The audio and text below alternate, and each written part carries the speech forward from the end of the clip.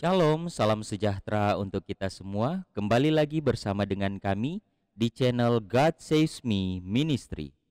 Saudara-saudaraku yang diberkati oleh Tuhan, pada kesempatan kali ini kita kembali lagi mempelajari pelajaran sekolah Sabat. Tapi sebelum itu, mari kita tunduk kepala, kita berdoa. Ya Tuhan, terpujilah namamu, terima kasih banyak untuk berkat-Mu kepada kami sampai pada saat ini. Kami siap untuk mempelajari akan firman-Mu melalui pelajaran sekolah Sabat. Kiranya Tuhan akan menuntun kami, memimpin kami. Di dalam nama Yesus Kristus kami sudah berdoa dan mengucap syukur. Amin. Judul pelajaran sekolah Sabat kita pada saat ini adalah Yakub, disebut Israel.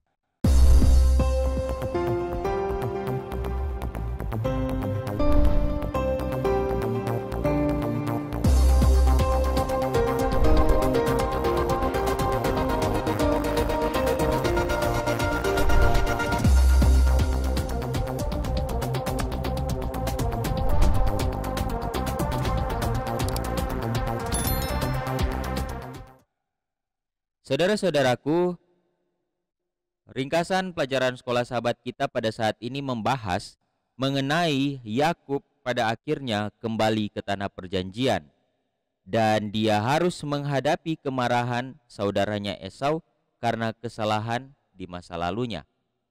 Kemudian dia meminta pengampunan Tuhan dan pengampunan saudaranya Esau, dan pada akhirnya dia menjadi manusia baru yang disebut Israel. Namun kita lihat dalam kehidupannya ada beberapa masalah muncul dalam keluarganya. Jadi Yakub mendorong mereka atau keluarganya untuk meninggalkan semua penyembahan berhala dan memegang perjanjian dengan Tuhan. Pada pelajaran sekolah Sabat ini kita akan membahas dua judul besar. Yang pertama, Yakub diampuni, dan pada akhirnya dia disebut Israel, di mana dalam judul besar ini ada pengampunan Tuhan dalam Kejadian 32 dan ada pengampunan dari manusia atau kakaknya Esau, Kejadian 33. Kemudian judul yang kedua yaitu masalah keluarga yang dia hadapi, di mana dalam Kejadian 34 yang terjadi adalah kekerasan yang menghasilkan kekerasan, dan mereka harus meninggalkan berhala mereka. Dan yang ketiga yaitu kematian dari Rahel. Mari kita pelajari bersama-sama satu persatu. Pengampunan Tuhan. Dalam Kejadian 32 ayat 28, lalu kata orang itu, namamu tidak akan disebutkan lagi Yakub, tetapi Israel, sebab engkau telah bergumul melawan Allah dan manusia, dan engkau menang. Luar biasa. Mengapa Yakub takut kepada Esau? Kalau kita baca dalam Kejadian 32 ayat 11, firman Tuhan di sana mengatakan, lepaskanlah kiranya aku dari tangan kakakku, dari tangan Esau, sebab aku takut kepadanya. Jangan-jangan ia datang membunuh aku, juga ibu-ibu dengan anak-anaknya. Mengapa Yakub takut kepada Esau?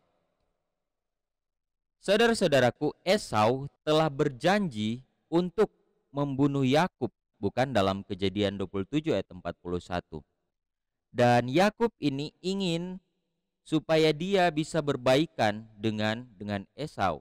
Tetapi kalau kita membaca, Esau datang bersama 400 pria, dan pada akhirnya Yakub berdoa dan berpegang teguh pada janji Allah dalam Kejadian 32 ayat 9 sampai 12. Karena dia takut Esau akan membunuhnya dan keluarganya, sehingga dia datang sama Tuhan, meminta pertolongan dari Tuhan dan berpegang pada janji-janji Tuhan.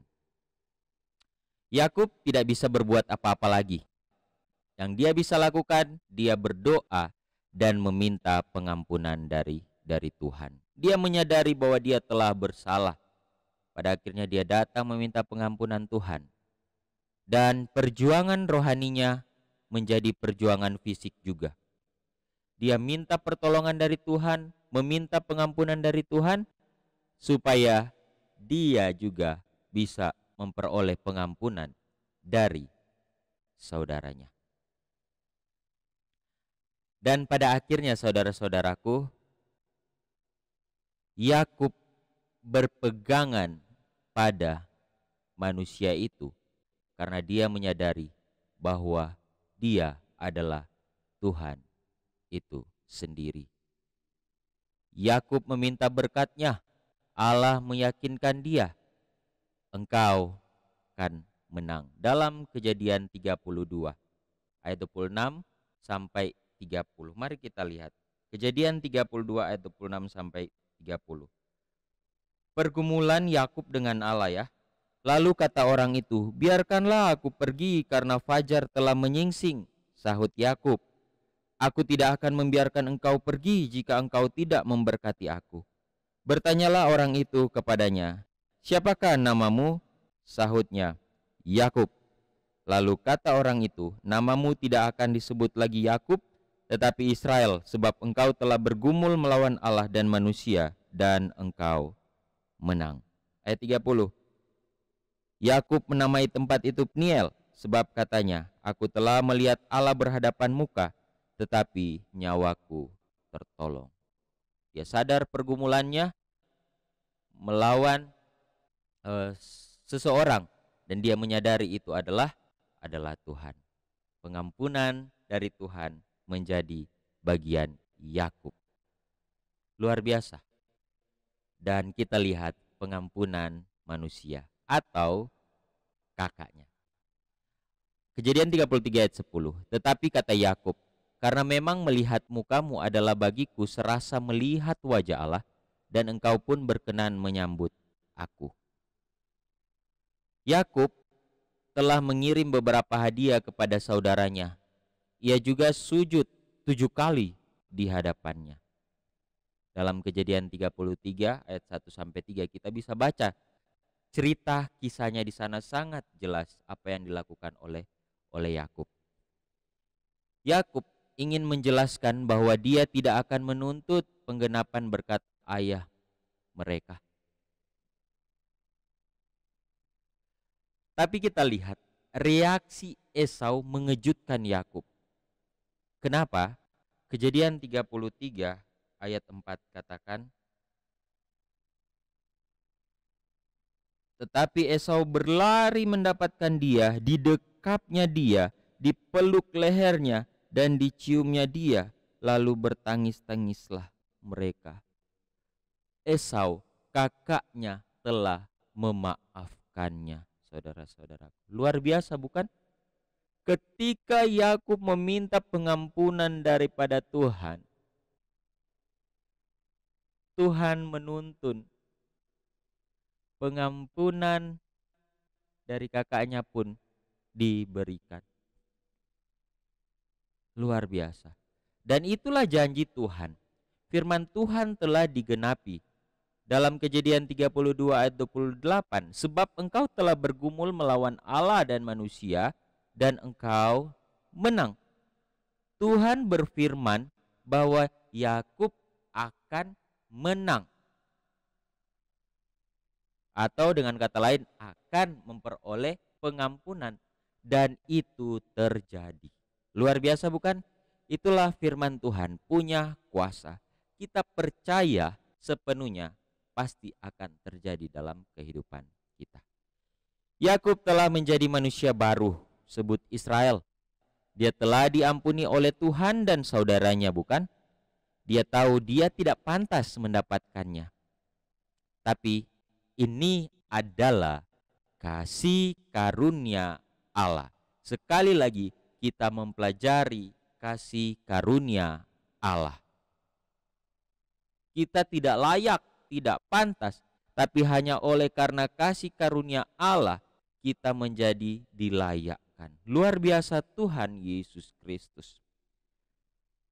Dia mendapatkan, Yakub mendapatkan pengampunan Allah, mendapatkan pengampunan dari kakaknya. setelah mendapatkan pengampunan dari Allah dan kakaknya.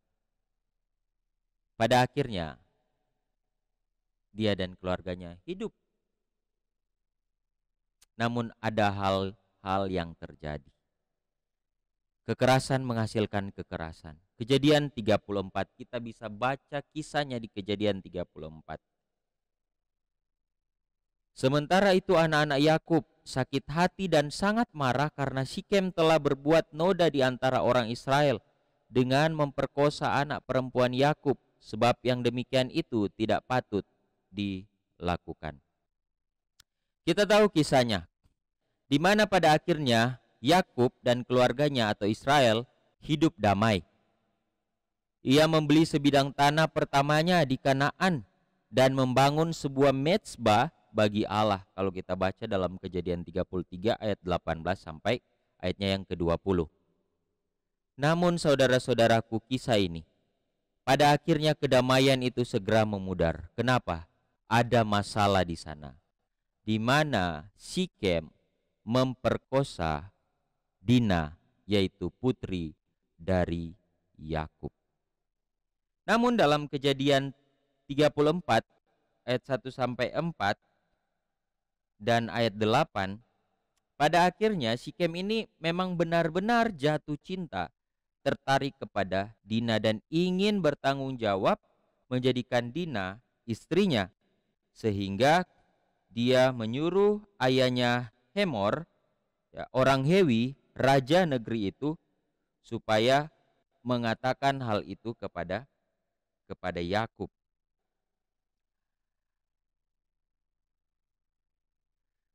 Namun saudara-saudaraku, Simeon dan Lewi ingin semuanya berjalan sesuai dengan kehendak Tuhan. Namun demikian, mereka mengkhianati, mereka membunuh dan menjarah.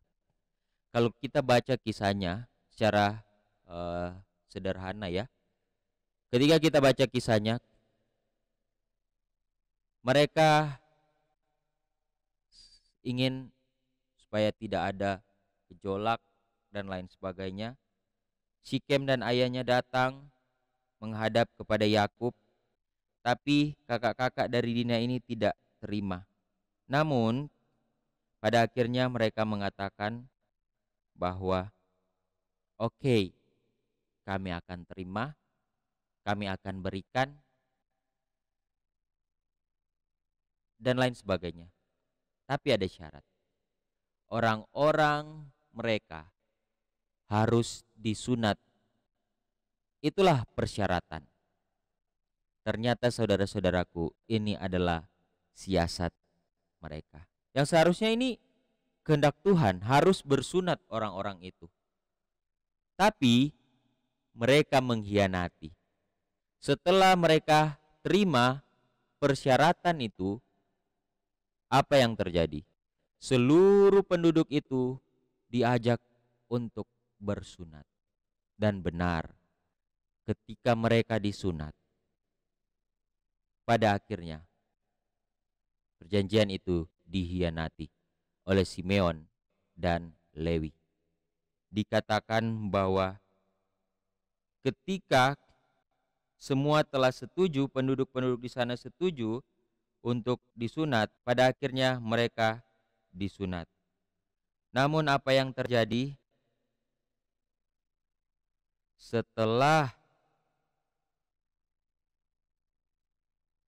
para penduduk itu pada hari yang ketiga sedang menderita kesakitan karena disunat, anak Yakub yaitu Simeon dan Lewi, kakak-kakak Dina, mengambil pedangnya, menyerang kota itu dengan tidak takut-takut serta membunuh setiap laki-laki, juga Hemor dan Sikem, ayah dan anak, lalu membawa Dina pergi.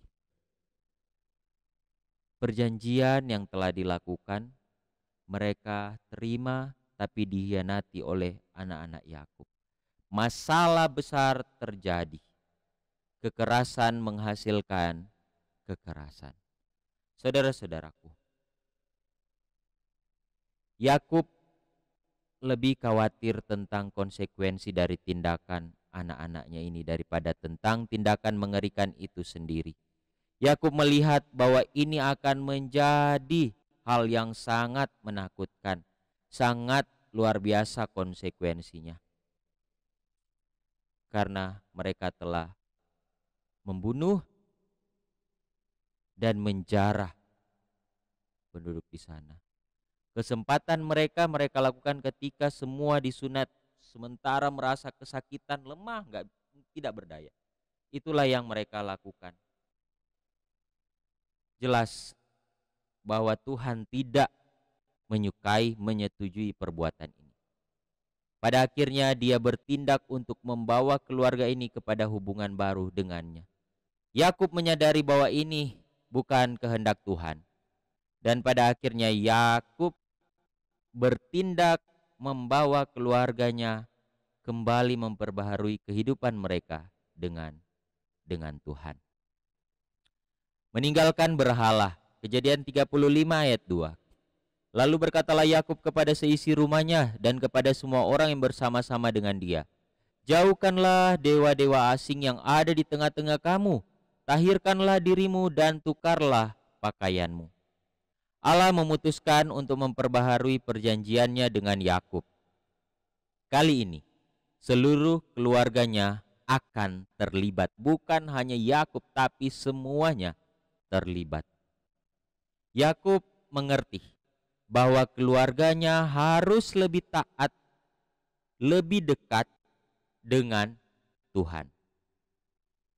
Yakub meminta mereka untuk menyingkirkan semua berhala mereka. Dan apa yang mereka lakukan? Mereka sepakat meninggalkan semuanya itu. Kejadian 35 ayat 5-6. Allah melindungi mereka, bukan? Yakub pada akhirnya membangun sebuah mezbah sebagai pengingat pertemuan pertamanya dengan Tuhan. Kejadian 35 ayat 7. Dan apa yang termasuk berkat Tuhan bagi Yakub atau Israel dalam Kejadian 35 ayat 11-12? Ketika mereka sepakat meninggalkan berhala mereka, Allah melindungi mereka. Yakub membawa mereka membangun sebuah mezbah. Berkat Tuhan mengalir bagi Yakub. Apa berkat Tuhan itu? Beranak cucu dan membawa keturunan mesianis. Ayat 11. Kejadian 35 kita baca. Lagi firman Allah kepadanya, Akulah Allah yang Maha Kuasa. Beranak cuculah dan bertambah banyak. Satu bangsa bahkan sekumpulan bangsa-bangsa akan terjadi daripadamu dan raja-raja akan berasal daripadamu. Luar biasa bukan? Berkat Tuhan mengalir. Dan di ayat 12, dan negeri ini yang telah kuberikan kepada Abraham dan kepada Ishak akan kuberikan kepadamu dan juga kepada keturunanmu. Janji berkat Tuhan terjadi. Kita melihat kisah dari pelajaran-pelajaran kita yang pertama. Adam dan Hawa, Nuh, Abraham, Ishak, Yakub, semua ada kekurangan. Mereka datang kepada Tuhan, kadangkala jatuh. Tapi ketika mereka memperbaharui kehidupan mereka, janji berkat Tuhan tetap Tuhan berikan bagi mereka. Dan ini pula yang terjadi bagi Yakub dan keluarganya. Ketika dia benar-benar kembali kepada Tuhan, memperbaharui kehidupan yang baru dengan Tuhan. Dan kemudian kematian dari Rahel. Kejadian 35 ayat 19. Demikianlah Rahel mati, lalu ia dikuburkan di sisi jalan ke Efrata, yaitu Bethlehem. Yakub harus menghadapi kematian orang-orang yang sangat dia sayangi, yang sangat dia kasihi. Ibunya Ribka telah meninggal sebelum dia kembali ke rumah. Deborah, pengasuh Ribka, meninggal di Betel. Kejadian 35 ayat 8. Rahel pula meninggal dalam perjalanan mereka ke Bethlehem saat melahirkan putra terakhirnya, Ben-Oni, putra kesedihanku. Dan Yakub menamainya Benyamin, anak tangan kanan. Segera setelah itu, Ruben menghina ayahnya dengan meniduri Bilha. Yakub atau Israel tetap diam saat itu. Tetapi pada akhirnya dia mengambil hak kesulungan dari Ruben karena hal ini. Lihat, Israel dan keluarganya tidak sempurna, saudara-saudaraku. Yakub dan keluarganya tidak sempurna, sama seperti saya dan saudara tidak sempurna. Tapi Tuhan bersedia menggenapi rencananya bersama dengan mereka, bersama dengan kita, tidak peduli seberapa tidak sempurnanya mereka dan kita. Luar biasa berkat Tuhan. Sekalipun kita manusia yang tidak sempurna, tapi Tuhan tidak peduli. Tuhan tetap akan menggenapi rencananya bersama dengan kita. Rencananya adalah damai sejahtera, keselamatan, bukan rancangan kecelakaan. Dan itulah yang Tuhan inginkan terjadi dalam hidup kita. Dia tidak merencanakan kematian yang kekal bagi manusia, tetapi kehidupan yang kekal. Dan itu dia akan genapi ketika kita mau menerima itu. Dan sebagai kutipan yang terakhir, semenjak malam pergumulan di tepi sungai Yabok, Yakub telah muncul sebagai seorang manusia yang berbeda. Percaya kepada diri sendiri telah dibuangkannya. Oleh sebab itu sifat licik pada masa mudanya tidak lagi kelihatan dalam dirinya. Gantinya tipu daya, kehidupannya ditandai oleh kesederhanaan dan kebenaran. Ia telah mendapat pelajaran tentang bergantung ke tangan yang maha kuasa. Dan di tengah-tengah ujian serta kesukaran ia berserah kepada kehendak Allah. Hingga iman Abraham dan Ishak itu jelas, nyata di dalam diri Yakub. Iman Abraham, Ishak, dan Yakub jelas. Iman kepada Allah, berserah kepada kehendak Allah. Sifat manusia, percaya diri manusia dibuang dan membiarkan Allah yang bekerja dalam kehidupannya. Inilah yang terjadi bagi Yakub. Sehingga saudara-saudaraku, berkat Tuhan, janji Tuhan tetap terjadi karena Tuhan yang mengerjakan itu di dalam kehidupan, di dalam diri Yakub. Kiranya lewat pelajaran sekolah sahabat ini boleh menguatkan kita dalam kehidupan kita menantikan kedatangan Tuhan, percaya dan selalu berserah kepada Tuhan. Mari kita tunduk kepala, kita berdoa. Ya Tuhan, terpujilah nama-Mu. Terima kasih banyak untuk berkat-Mu kepada kami sampai pada saat ini. Terima kasih untuk pelajaran sekolah sahabat yang luar biasa, mengajarkan kami untuk datang kepada Tuhan, berserah sepenuhnya kepada Tuhan, dan pasrah hanya kepada kehendak Tuhan. Kami rindu Tuhan mengerjakan segala sesuatu dalam kehidupan kami, agar semuanya itu boleh layak di hadapan Allah. Terpujilah nama-Mu Bapa, berkati para pemirsa dimanapun mereka berada. Di dalam nama Yesus Kristus kami sudah berdoa dan mengucap syukur. Amin. Tuhan kiranya memberkati kita semua. Amin.